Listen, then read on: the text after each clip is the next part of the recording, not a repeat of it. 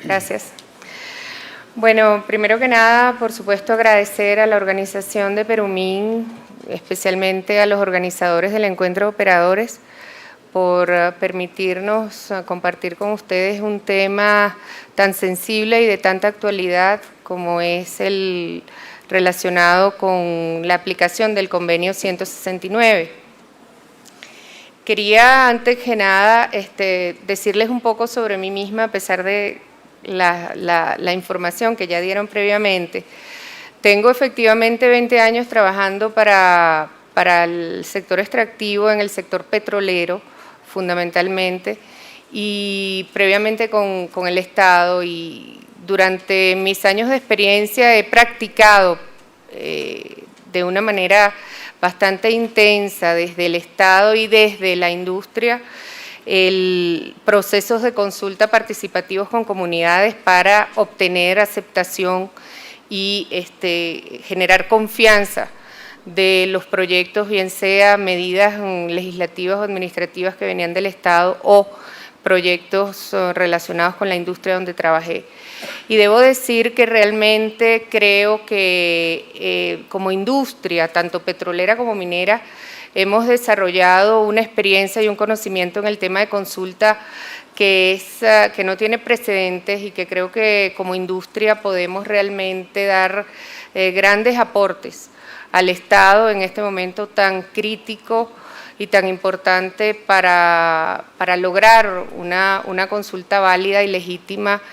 en todo este proceso de aplicación de la ley sobre el derecho de los pueblos indígenas a una consulta previa. Entonces, quería simplemente resaltar el hecho de que debemos sentirnos muy preparados y muy bien y mantener una posición colaborativa con el gobierno en este sentido, porque creo que puede obtener mucho conocimiento y muchísima experticia de parte de nosotros como industria, y como ejemplo, por supuesto, vimos el excelente trabajo que ha hecho la empresa en San Julián. El tema de mi conferencia es efectivamente sobre la norma de consulta previa a los pueblos indígenas, que está expresada y representada por el Convenio 169. Como ustedes sabrán, existe otro cuerpo normativo internacional muy importante sobre el derecho a la consulta previa y sobre los derechos indígenas, que es la Declaración de las Naciones Unidas sobre los Derechos Indígenas, y aunque no es vinculante para los estados que se adhieren, sin embargo es un instrumento complementario del convenio, y en este momento debe verse de manera como tal, de manera complementaria. He llegado a este tema del Convenio 169 de la mano de la OIT como consultora independiente, trabajando, investigando sobre procesos de consulta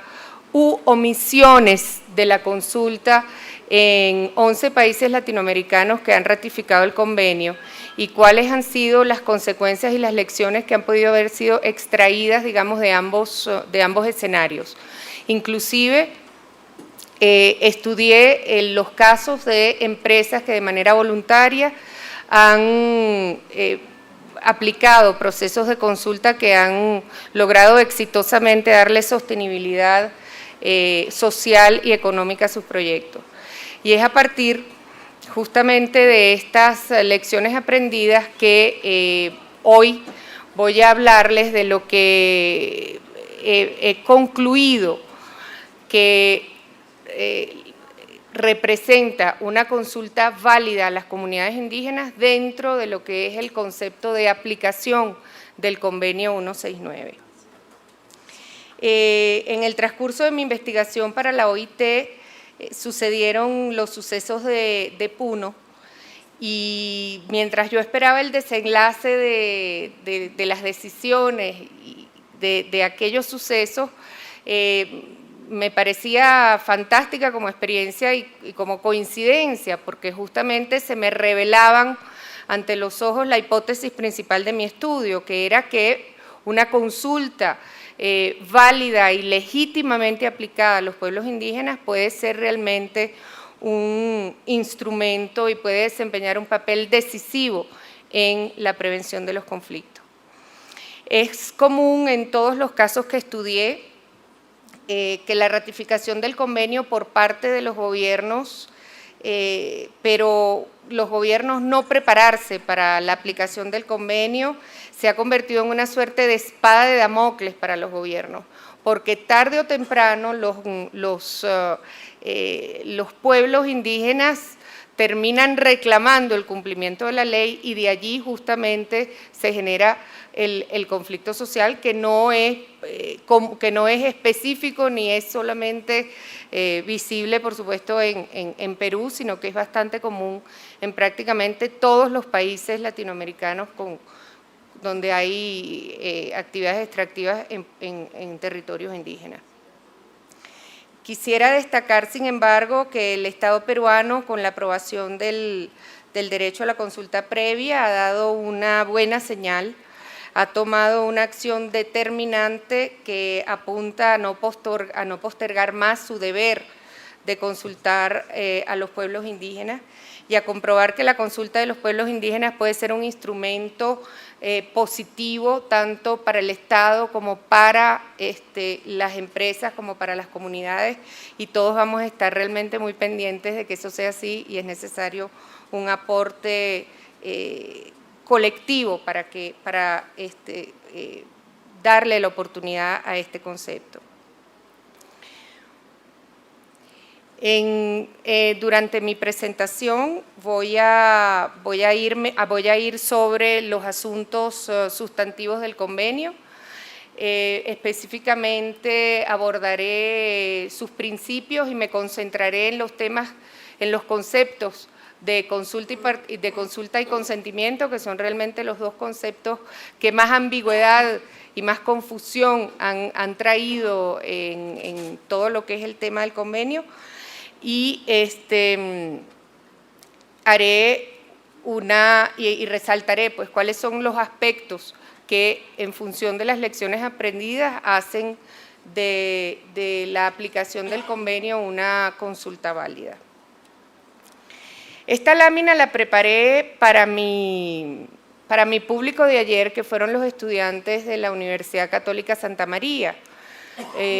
Me supuse que la mayoría de ellos, unos 300 estudiantes muy jóvenes que asistieron a la conferencia, no sabrían de lo que se trata la OIT, pero creo que era pertinente dejar la lámina también para hoy. La OIT es un organismo especializado de las Naciones Unidas. OIT significa Organización Internacional del Trabajo,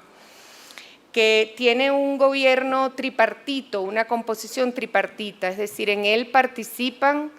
tanto representantes del gobierno como representantes de los trabajadores, como representantes de los empleadores. En él sancionan a través de una conferencia internacional del trabajo en el cual todas las decisiones se toman contando con las 3/4 partes de todos los miembros que representan la conferencia internacional.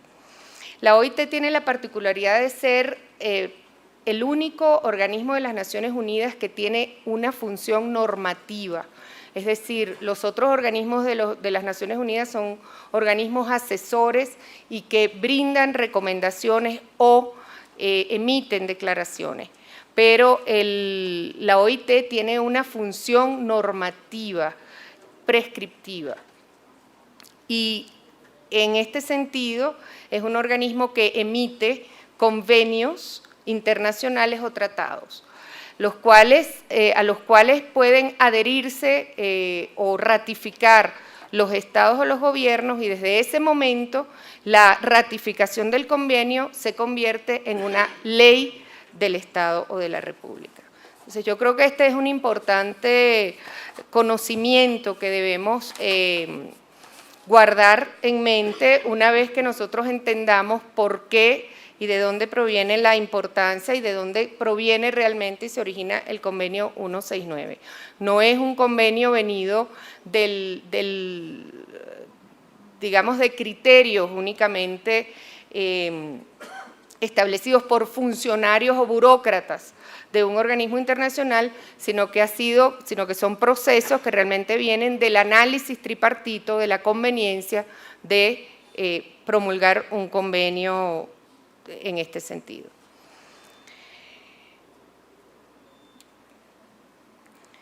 El convenio 169 fue adoptado por la OIT en el año 1989 de forma tripartita, es decir, con la aprobación de sus 3 miembros representantes, luego de emprender la revisión de un convenio anterior que ya tenía la OIT vigente desde 1957 y que también abordaba el tema de los derechos indígenas. Sin embargo, el reconocimiento que hizo la OIT y las Naciones Unidas en ese momento de las aspiraciones de los pueblos indígenas de asumir el control de sus propias instituciones, formas de vida, mantener y fortalecer su identidad, sus lenguas, religiones y culturas, hizo que se emprendiera un proceso de revisión de ese convenio que tenía un enfoque más asimilatista, donde estos nuevos conceptos y estas nuevas filosofías sobre derechos indígenas chocaban con aquel convenio, donde la idea era reemplazarlo por un convenio o por un sistema de valores que fuera más integracionista y que buscara respetar los derechos a la libre determinación. El convenio 169 fue, hasta ese momento, fue el único convenio que realmente abordaba el tema de los derechos indígenas hasta el 2007, que se emite la Declaración de las Naciones Unidas sobre los derechos de los indígenas. El convenio 169 fue ratificado por el Perú en el año 1994. El convenio 169 de la OIT otorga derechos ciudadanos a los pueblos indígenas como grupo social que son de una identidad diferente y que en general se reconoce que su condición económica, social y jurídica limita su capacidad de ejercer sus derechos ciudadanos, influir en las decisiones y políticas públicas y participar de los beneficios del desarrollo dentro de un marco de respeto a su identidad, cultura y tradiciones. Los derechos ciudadanos que otorga el convenio 169 en específico se refieren al derecho a la participación, a la información y a la libertad de expresión en torno a los asuntos que les afectan directamente. El convenio 169 define a los pueblos considerados indígenas ya de por sí y por supuesto aplica a este tipo de grupos por el hecho de descender de poblaciones que habitaban en el país o en una región geográfica a la que pertenece el país antes de la conquista o la colonización, y que cualquiera que sea su condición jurídica, conservan todas sus propias instituciones sociales, económicas, culturales y políticas, o parte de ellas. Aunque la utilización del término pueblo en el convenio 169 no tiene el mismo alcance o no tiene la misma acepción que en derecho internacional como concepto político que refiere a un tema de libre determinación, obviamente que con la existencia o con la promulgación de la Declaración de las Naciones Unidas sobre Derechos Indígenas, donde sí concretamente se establece la libre determinación de los pueblos indígenas, y siendo un convenio complementario, se podría concluir que en cierta forma el convenio 169 aborda también el derecho a la libre determinación de los pueblos indígenas. En tal sentido, y dentro de este concepto se reconoce que los pueblos indígenas tienen el derecho de perseguir libremente su desarrollo económico, social y cultural de acuerdo con sus propias instituciones, prácticas y costumbres. Digamos que este es el marco conceptual y filosófico y hacia donde va justamente dirigido la aplicación del convenio. En tal sentido, los mandantes del convenio 169 reconocen que los pueblos indígenas tienen derecho a participar en procesos de toma de decisiones en el país donde viven y en cuestiones que les atañen directamente, y que tienen derecho a expresar su opinión, ser escuchados e influir en las decisiones. El Estado tiene la obligación de tutelar estos derechos porque el convenio 169 es un convenio tanto de derechos como de obligaciones que otorga derechos a los pueblos indígenas a participar o a decidir su propio desarrollo y le otorga y le asigna al Estado la obligación de tutelar este derecho. Así que el Estado tiene la obligación de tutelar este derecho y lo que el convenio 169 expresa explícitamente es que el camino para tutelar estos derechos es la consulta y la participación de los pueblos indígenas. Aunque solo en 6 artículos del convenio 169 de los 40 y pico que tiene, se ve escrita la palabra consulta, realmente la consulta es la piedra angular del convenio 169 y la base de todas sus disposiciones. Es muy importante estar conscientes de cuál es el término consulta que se aplica en el convenio 169, que tiene realmente unas características muy especiales y que no es la consulta común y corriente que nosotros estamos acostumbrados con las cuales estamos acostumbrados a proceder en nuestras empresas, en nuestra familia, etcétera, y que necesariamente implica hasta cierto punto una opinión vinculante, que nadie consulta y después, bueno, hace lo que le da la gana, ¿no? Pero en el contexto del convenio, el término consulta tiene una acepción muy particular, y esta se refiere, y allí podrían leerlo, a la aplicación por parte de los gobiernos, y la misma comporta el establecimiento de un diálogo entre ambas partes, gobierno y pueblos interesados, a través de sus instituciones representativas, caracterizado por la comunicación y el entendimiento, el respeto mutuo y la buena fe, y con el deseo sincero de llegar a un acuerdo. En este sentido, los mandantes del convenio 169 y los órganos de administración del convenio 169 han interpretado el término consulta en el contexto del convenio 169. Es decir, es el establecimiento de un diálogo que inicia y cuya responsabilidad es estrictamente del gobierno entre los representantes de los pueblos indígenas, el gobierno, sobre medidas que pudieran afectar los intereses y los derechos colectivos de los pueblos indígenas con el propósito fundamental de llegar a un acuerdo sobre la forma, las medidas y los planteamientos alrededor de la medida que se está proponiendo. Ahora bien,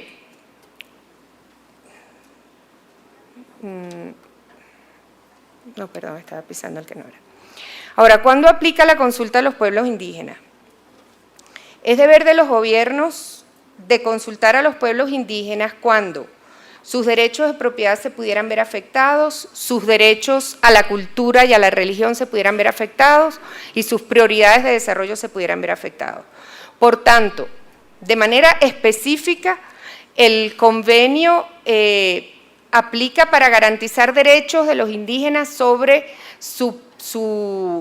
desarrollo, sus tierras, su cultura, su religión, su identidad, y de manera general otorga derechos al ejercicio de la ciudadanía, es decir, otorga derechos a la participación, a la información, a la libre expresión y por complemento de los nuevos instrumentos internacionales, inclusive podría ser a la libre determinación.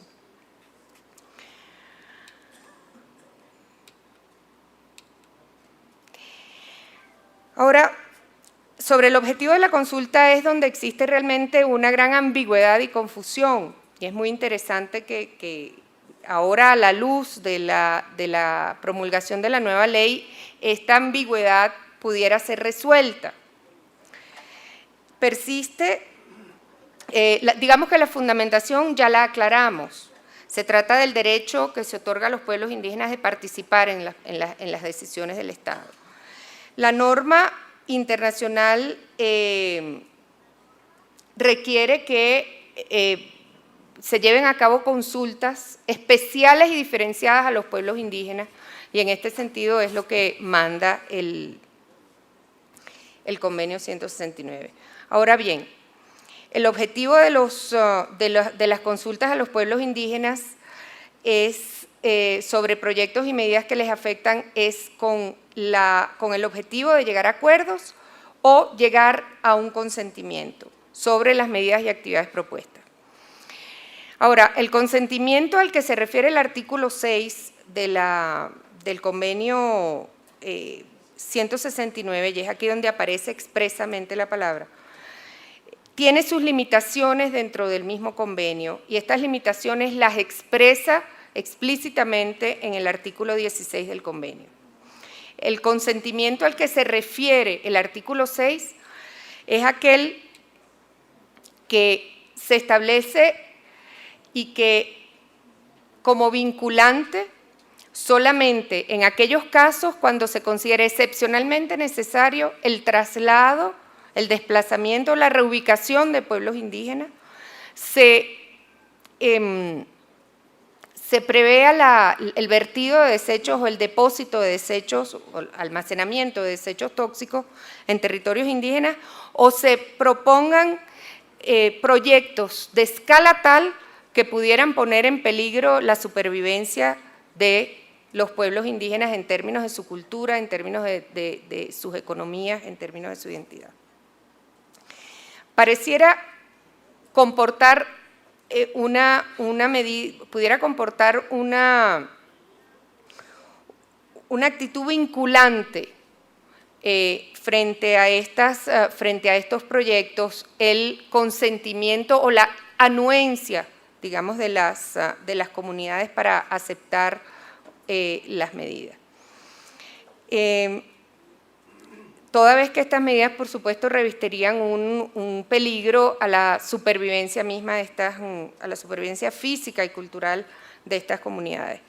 Sin embargo, tal y como está previsto en el artículo 6 y 15 del convenio, el 15 que se refiere a la consulta sobre proyectos extractivos en comunidades indígenas, no comporta un derecho ni a veto ni al consentimiento de manera vinculante. En este sentido, si el Estado establece que existe una medida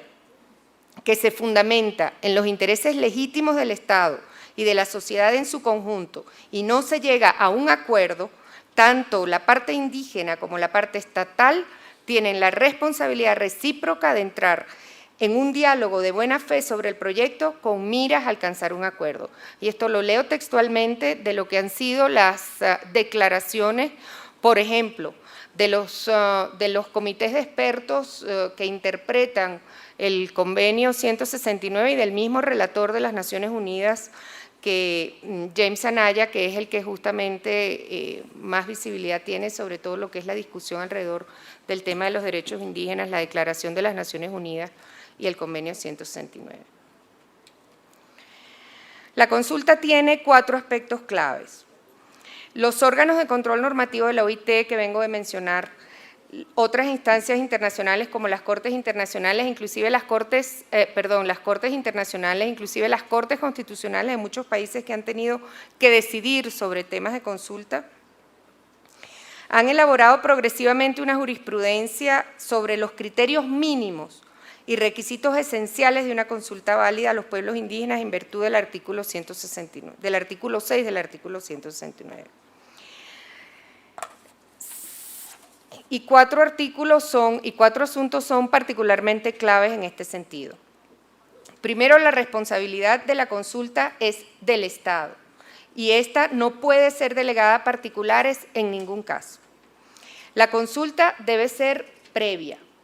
es decir, previa a la adopción de las medidas administrativas y legislativas y con anterioridad al emprendimiento o aprobación de planes y proyectos extractivos o de otra índole que pudieran ver afectados los intereses de los pueblos indígenas. Entiendo, por supuesto, la antigüedad que ha venido de plantear el doctor acá previamente.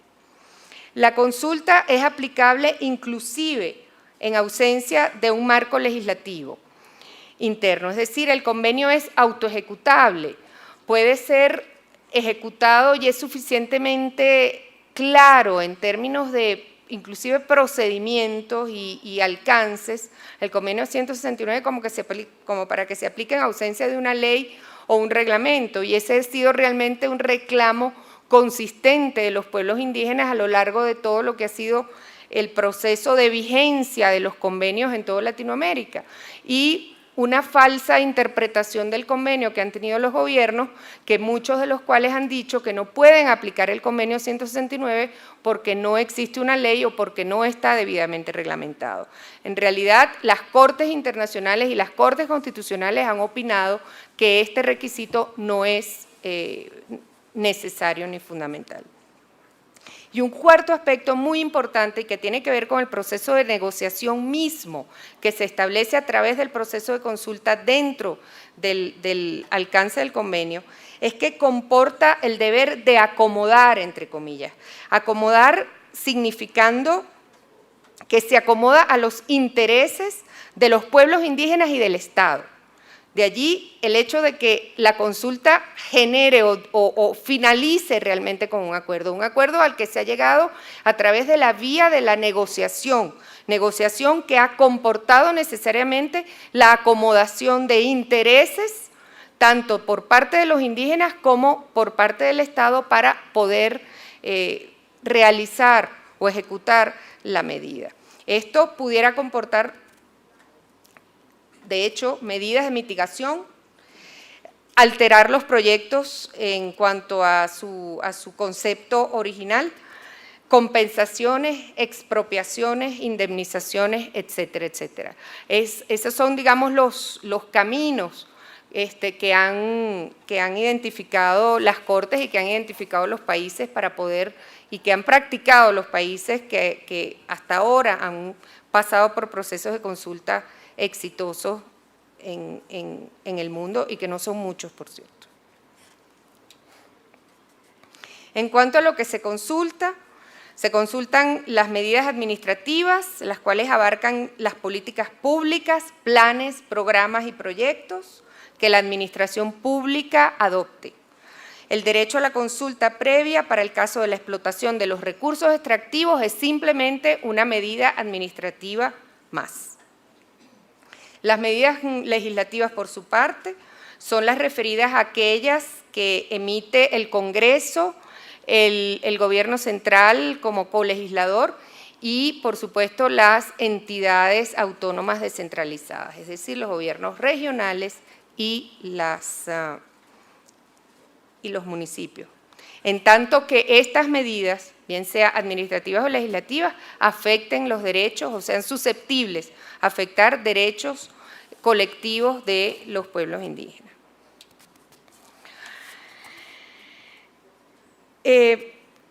Tres observaciones previas se desprenden de las lecciones aprendidas a través de los estudios de casos que estudié. Estudié casos de Guatemala, de Chile, de Perú, estudié casos de Bolivia, estudié casos de Guatemala,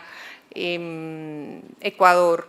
y de todos los casos, bien sea casos fallidos o casos menos fallidos, o casos en realidad exitosos donde hubo un proceso de aceptación y de diálogo fructífero, interesante con las comunidades, se desprenden tres observaciones previas y generales a lo que voy a posteriormente expresar como concepto o como lineamientos para que hacen que una consulta sea válida y legítima, y veremos por qué eso es muy importante. Uno, es común observar que la omisión del proceso de consulta en proyectos extractivos frente a la existencia del derecho, es decir, estados que han ratificado el convenio y que no lo cumplen, se interpreta como una imposición, lo que favorece la hostilidad, la insurrección, la desobediencia civil y la ingobernabilidad. Pero mucho más importante, y nosotros de eso somos testigos, porque hemos sido testigos en muchos procesos de conflictividad social en Perú, se establece un proceso de deslegitimación de las dirigencias y los liderazgos tradicionales indígenas. Y de allí que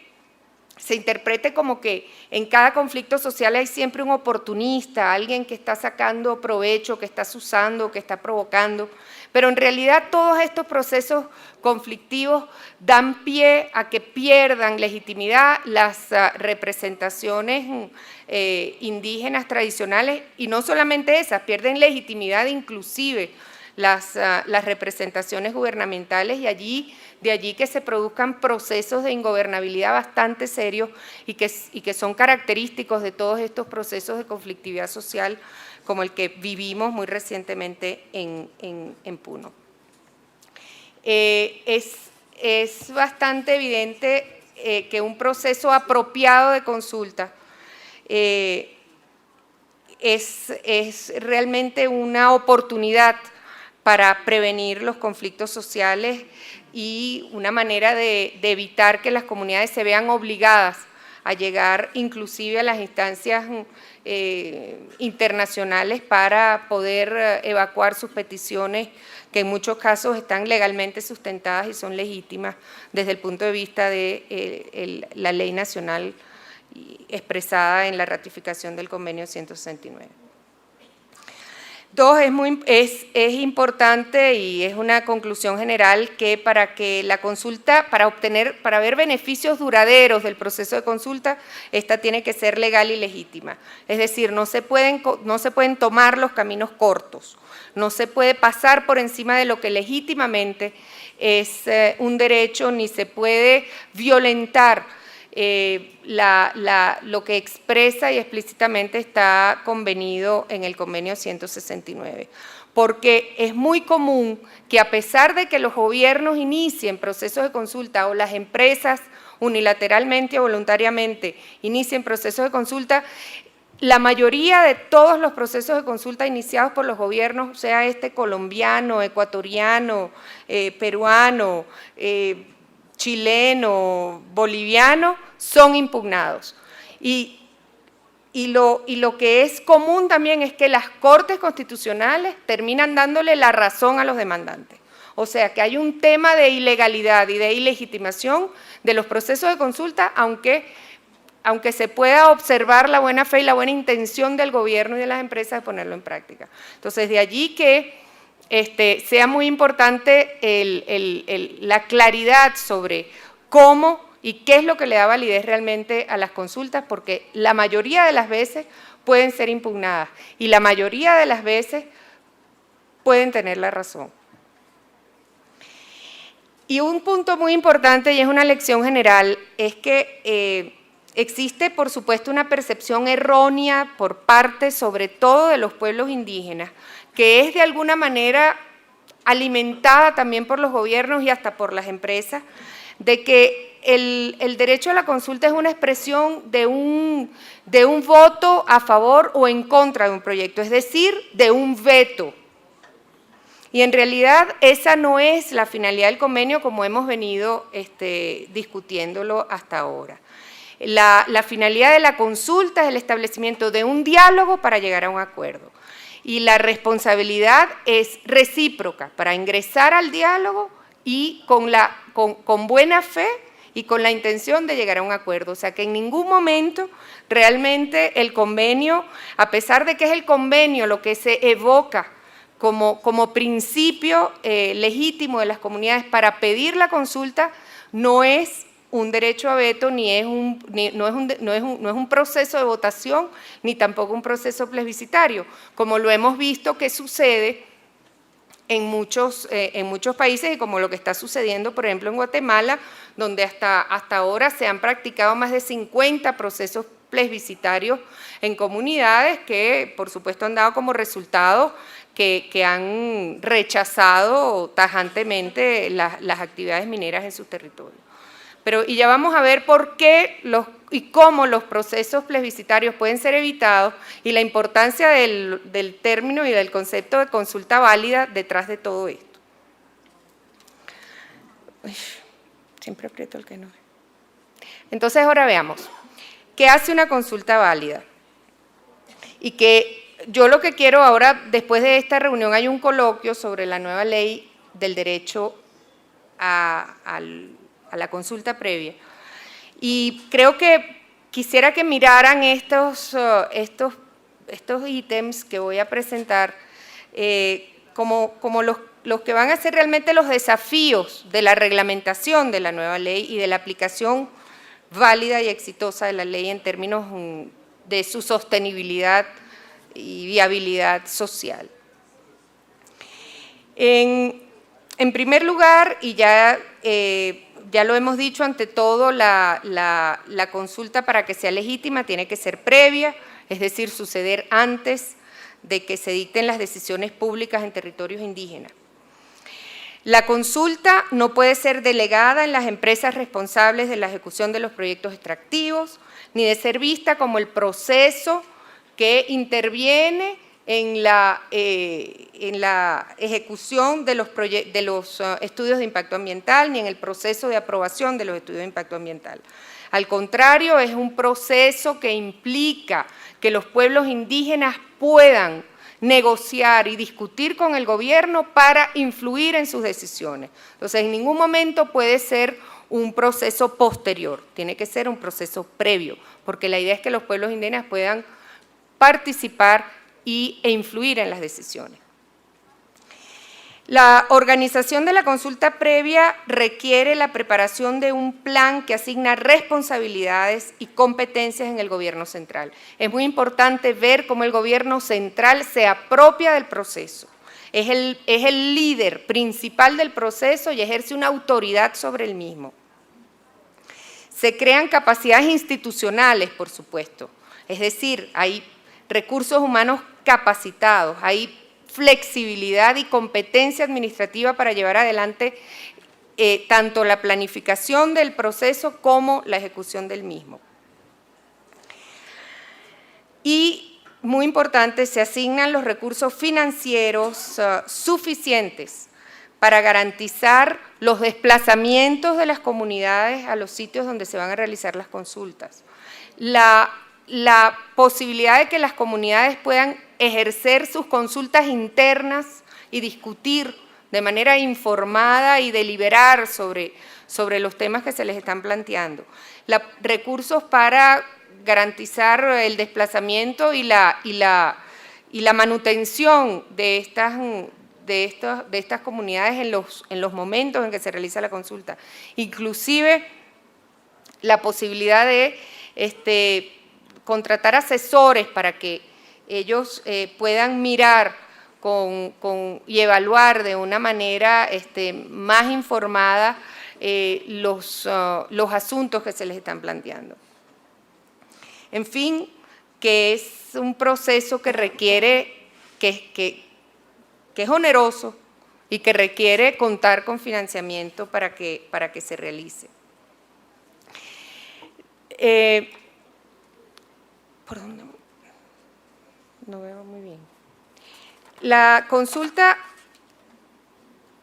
requiere que haya un acuerdo previo sobre los procedimientos mismos de la consulta, de manera de evitar, como señalamos anteriormente, que la misma falta de acuerdo sobre cómo se va a llevar adelante la consulta genere impugnaciones posteriores o la presencia de procesos plebiscitarios. Nosotros hemos visto que en toda esta confusión sobre que la consulta y sobre toda esta iniciativa de las comunidades de hacer procesos plebiscitarios existe una gran falta de conocimiento, de discusión y de información sobre justamente cómo debe llevarse adelante una consulta. En la preconsulta, y esto es a lo que quiero llegar, que de la importancia que reviste para llegar a un acuerdo sobre el procedimiento, la posibilidad de establecer un proceso de consulta de la consulta, lo que en algunos países se ha llamado la preconsulta. Y la preconsulta lo que hace es que en realidad se consensúen los procedimientos, los alcances de la consulta, los temas que van a ser consultados, los representantes que van a estar allí representando y que van a estar autorizados para tomar decisiones en nombre de las comunidades, los tiempos en los cuales que se va a tomar para realizar esta consulta y en general todos los procedimientos que harían, que se negociarían y se consensuarían y sobre los cuales estarían de acuerdo todos para llevar adelante una consulta válida.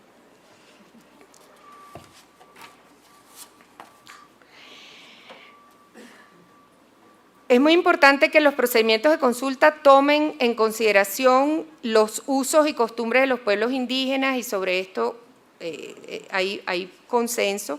es decir, su sistema de toma de decisiones, su sistema de representación, su cultura, sus tradiciones, la importancia de la comunidad y de las asambleas comunitarias en la toma de decisiones, los tiempos de respuesta y los tiempos para deliberar sobre en la toma de decisiones. Se debe tomar especial atención y en este sentido son muchas las impugnaciones que hay alrededor de las consultas, tanto en Perú como en otros sitios, es el de que se debe tomar especial atención en convocar a la consulta a los representantes debidamente reconocidos y electos por sus pueblos y comunidades, para que los representen tanto en los procesos de preparación y de preconsulta como en los procesos, digamos, de consulta misma y en los procesos de monitoreo de las consultas. El monitoreo de la consulta es un proceso que se ha puesto en práctica en Chile y ha dado resultados bien interesantes. Es muy importante que los representantes y miembros de las comunidades tengan acceso de manera anticipada y oportuna a toda la información que sea necesaria, de manera de dar tiempo y oportunidad a las comunidades de revisar, buscar asesoramiento y generar preguntas y recomendaciones informadas. Nosotros todos sabemos, los que hemos participado en procesos de consulta, que generalmente este tiempo no es concedido a las comunidades ni la oportunidad realmente de hacer una revisión importante y reconocer cuáles son los asuntos que pudieran afectarles directamente en los asuntos que se están planteando, sobre todo en los temas que tienen que ver con proyectos extractivos. La idea es que la decisión de las comunidades o las posiciones de las comunidades en torno a estos proyectos puedan ser suficientemente informados y que algo sea suficientemente informado es que se ha dado información completa, que se ha permitido una evaluación real y profunda de los temas y se les ha dado tiempo suficiente para que este proceso se realice. Obviamente que todos estos procesos son procesos con los que no nacemos aprendidos, ¿no? Y ni las comunidades ni los funcionarios que van a llevar adelante los procesos de consulta son expertos en consulta ni en negociación, mucho menos en interculturalidad. Por lo tanto, va a ser necesario crear condiciones para capacitar tanto a miembros de la comunidad como a los funcionarios de las entidades estadales que van a estar frente a estos procesos de consulta en condiciones o en experticias que le permitan llevar adelante procesos de consulta legítimos, válidos y de acuerdo al fin y al objetivo de la consulta, que es el de llegar a un acuerdo. Es muy importante que se prevea este entrenamiento y esta capacitación y yo creo que el gobierno en este momento va por ese camino. Al fin, por último, es muy común también haber observado que las representaciones indígenas simplemente se niegan al diálogo. Es muy importante en este sentido la capacitación también a los pueblos indígenas para que comprendan que si están reclamando la aplicación del convenio 169, el convenio 169 implica entrar a un diálogo desde una perspectiva de entrar al proceso desde una perspectiva de diálogo. El no diálogo no es posible, o sea, el no diálogo, cerrarse, aislarse, simplemente no comunicarse, no se apega a lo que realmente establece el convenio. Por lo tanto, es muy importante que tanto representantes indígenas como representantes de los gobiernos entiendan su obligación recíproca de ingresar al diálogo para llegar a un acuerdo.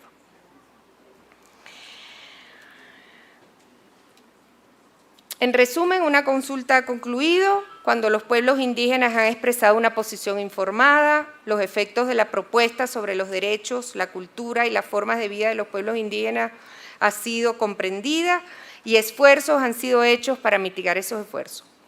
Las consultas pueden ser un proceso de varias fases. De allí es que ahora valga la pena comenzar una discusión sobre qué vamos a hacer con el tema de exploración y el tema de las concesiones. Las consultas pueden ser procesos y muy probablemente sean procesos en varias fases. Nuevos efectos generarían nuevas consultas. Eso es lo que creo que va a pasar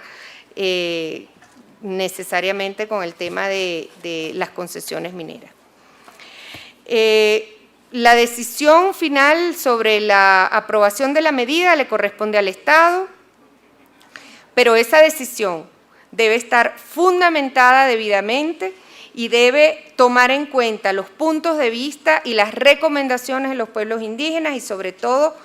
se asegure de que se resguardan los derechos colectivos de los pueblos indígenas. O sea, la decisión no puede ser tomada de manera forzada ni puede ser tomada desconociendo los puntos de vista y los intereses que pudieran verse lesionados o afectados y los cuales han sido puestos en evidencia por los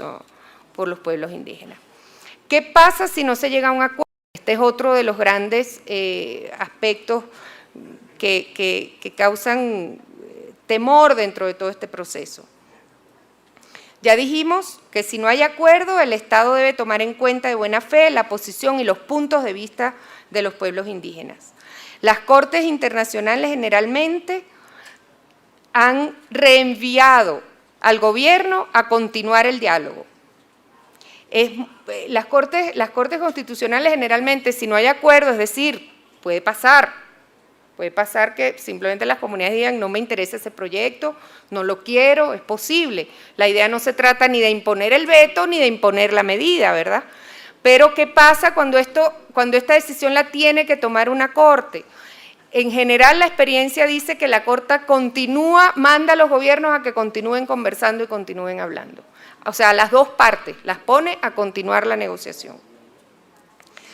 Hay que, por supuesto, prepararse e ir a la consulta con varias opciones en mente. Hay que prepararse en el proceso de consulta como Estado a presentar varias propuestas y alterar la propuesta original. Eso es muy importante. Y, por supuesto, tener en mente que de no llegarse a un acuerdo, existen otras vías legales para poder compensar o remediar las afectaciones tanto físicas como inclusive culturales por las que pudieran verse afectados los pueblos indígenas. Por supuesto, si la propuesta amenaza irreversiblemente, así lo establece el convenio y lo han interpretado así los organismos que interpretan y que administran el convenio,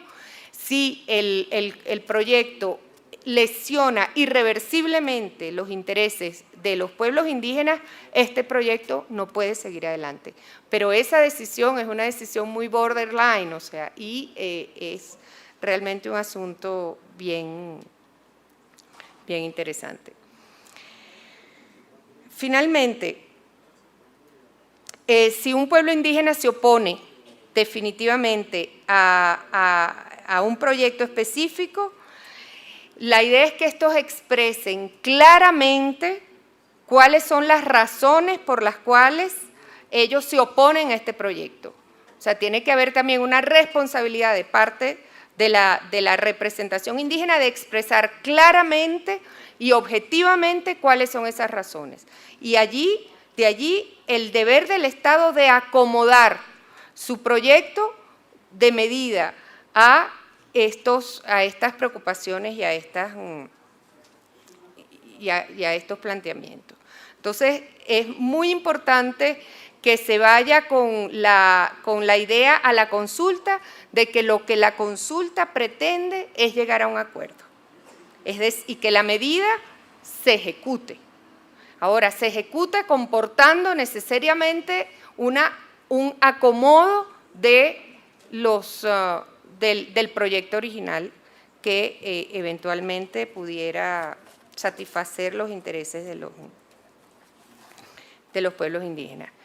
Y por último, ahora hablar cuál es el rol de las empresas en todo esto.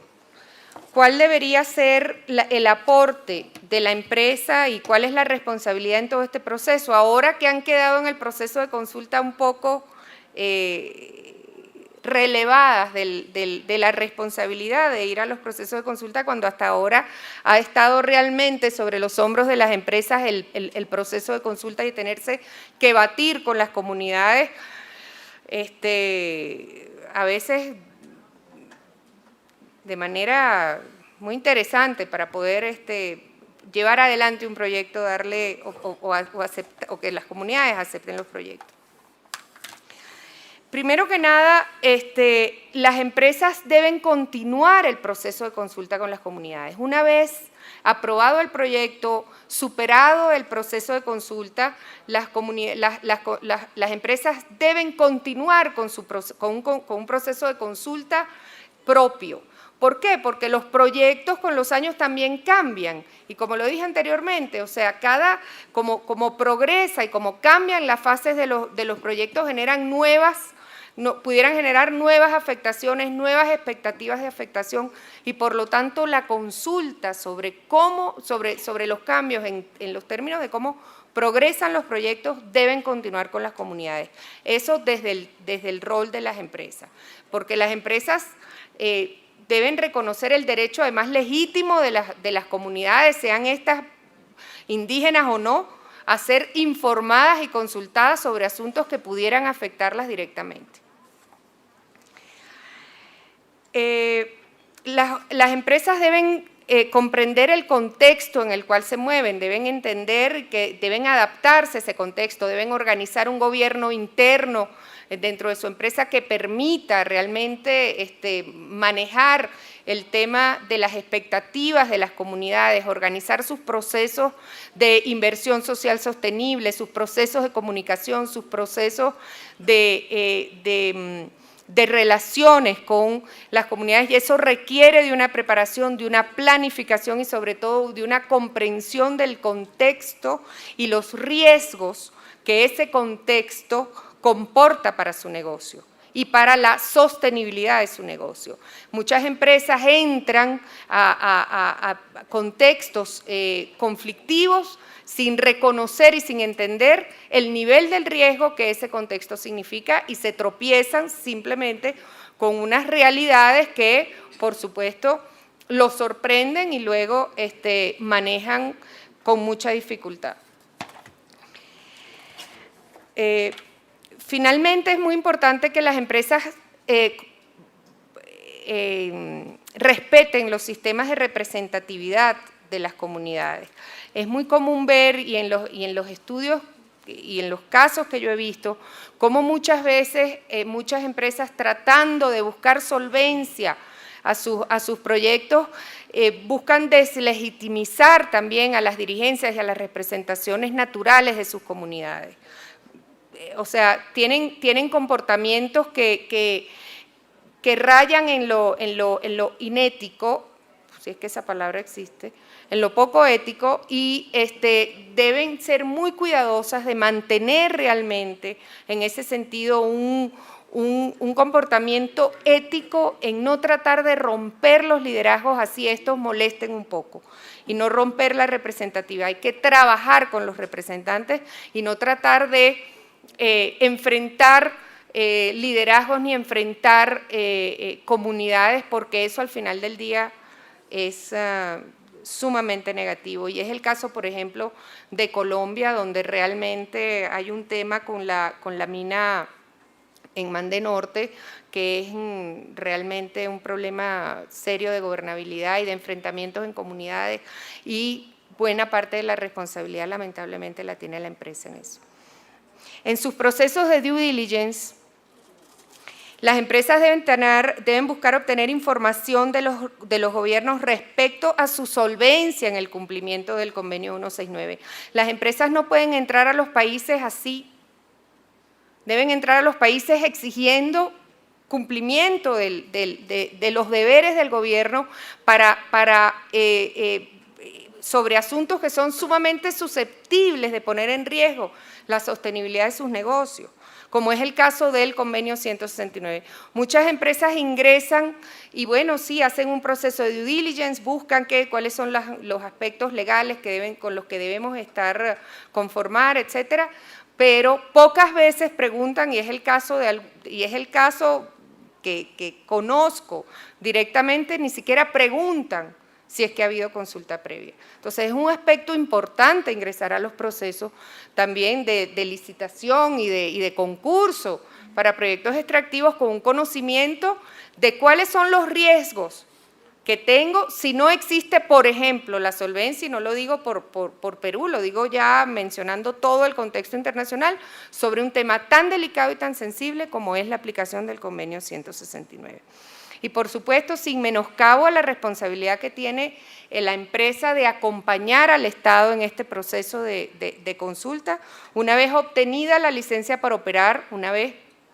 llegado a eso, la empresa tiene que mantenerla, que protegerla, obtener la licencia para operar, y me encantó el caso de San Julián. O sea, no es suficiente obtener la licencia, hay que protegerla, porque cuando tú la obtienes, ese es el primer paso. Todos estamos conscientes de cuántos escollos en el camino presentan las empresas por su dificultad de realmente sentir, por su dificultad de relacionarse efectiva y positivamente con las comunidades a lo largo de su ciclo de vida. Entonces, es importante protegerla a través de un comportamiento ambiental y socialmente responsable que le permita distribuir además los beneficios en términos ambientales, en términos sociales a sus comunidades y darle sostenibilidad y viabilidad económica y social a sus proyectos. Esto es todo lo que tengo que decirles, espero haber aclarado algunas cosas y bueno, estamos abiertos para el proceso de preguntas y luego para un coloquio que hay sobre la ley de consulta. Gracias a todos.